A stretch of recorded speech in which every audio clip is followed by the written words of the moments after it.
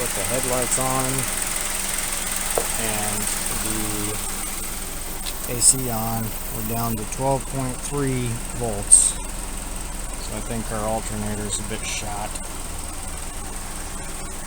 It's causing a goofy map sensor error. And poor idle and just killed our battery. So obviously 12.3 volts isn't enough to charge the system.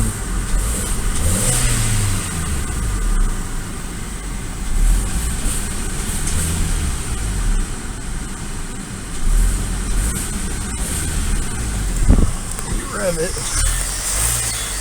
Voltage is going crazy. Not good.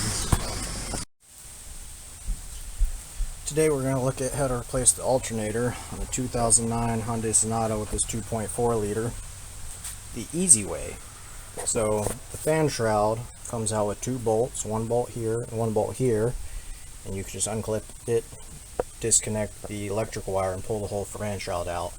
I forgot you got to take off this. It just has little plastic clips before you pull the radiator fan out. So cold air intake tube, radiator fan, and then you take the serpentine belt loose, and I just clamped the wrench on the tensioner to the engine mount so the belt generally stays where it needs to, so I can just line the belt up and unclamp it when I'm done, since this is the 3rd time I've done this job. There's a 10mm bolt on this pipe here on its bracket that I had to loosen to get the upper alternator bolt out. And then the alternator is just 2 bolts, one on the top and one on the bottom, 14mm. So if you use a 14mm ratcheting wrench, you can get to both of these bolts from the front very easily. So 14mm ratcheting wrench on the alternator bolts, slide the bolts out, that's easy. The B+ cable is a 12mm, same thing, ratcheting wrench on the front of the engine with the radiator fan shroud out of the way. It goes pretty quick and there's not much fussing about. Then once that's done, you can kind of pry the alternator. I used a motorcycle changing tire spoon off of the top of the power steering pump, and the alternator comes out easily. And once all that's loose, you can bend this out of the way just ever so slightly and then pull the alternator out of this hole here up through here, which is what I did. And that took all of 20 minutes to do all that. Once you got the order of operations down and know how. Other people are saying to take this off and try to pull it out of this hole, and that's a huge pain in the ass. It's much easier to just replace or pull off the fan shroud, so that's what we did. So those are some tips and tricks on alternator replacement, and I'm going to put it back in. Now I just got the alternator in there, so we're going to kind of set the phone here and then try to film how easy it is to come out of that hole. So these are kind of hard to get loose, but once you pry it loose, you got the alternator loose, you can take the top off like that, walk it around there, and pull it between these lines, and those lines are kind of flexible out and back, and just be careful not to damage the fins on your radiator. And then put it in, same thing, just put it back down this way. Get the bottom lined up first, like this. And then once you got that, the top just swings in there. Super quick and easy with that radiator fan shroud out of the way. Now, why you would do anything other than that is just not knowing any better, and that's okay. We all learn.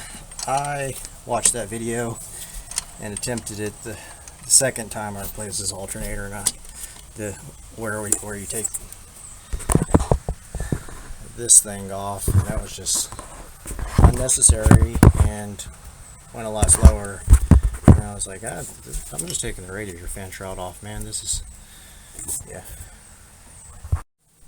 Alright, there's not too much diagnostic information on the internet that's real clear to me, so I'm going to make some. So with the voltmeter, you can measure the battery volts. Now let me say, you should have about 12.6 volts, and we can look and we have about 12.6 volts. So let's crank the car, and then we should be a little over 14 volts. I think most things say 14.3. Now we start the car. We're a little right at 14 volts, so voltage should be okay. And let's see what we have at amperage. Amperage is about 15 and a half, 16 amps at idle. So let's turn on headlights and air conditioning and radio and see what we're at. Now with all those, the car's kind of struggling, hovering back and forth between 13 and 14. And the amperage is at 4850. So that other alternator, the brand new Duracrap from AutoZone I just took off, was not bad. It stayed at about 16 amps even when I turned everything else on. So that alternator was weak even though it was brand new. And now I have a properly functioning alternator. That's super interesting that was the case. I'm glad I fixed the problem, because that caused a map sensor code, because the map sensor wasn't getting the correct voltage, and the that did something else. What else did it do? Map sensor code, and then the forum said that the B+ cable from the alternator to the battery was often bad, but I wasn't seeing the voltage drop like you would expect from that.